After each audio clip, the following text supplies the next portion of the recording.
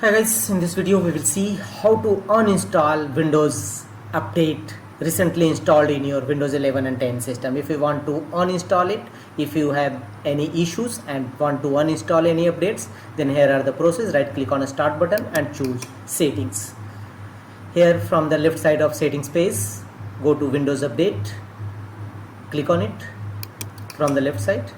Thereafter go to right side and here you will find the option update history. Click on it.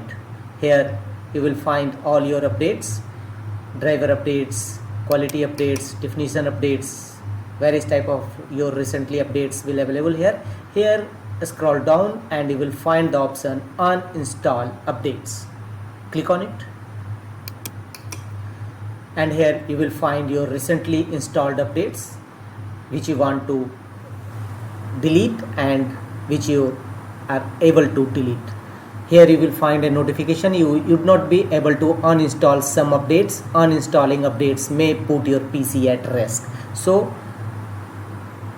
here only those updates are available which you can easily uninstall.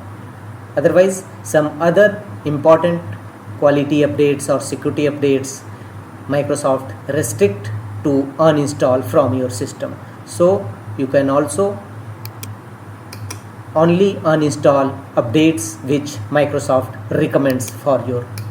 So here you can easily uninstall Windows latest update installed in your Windows 11 system. That's all.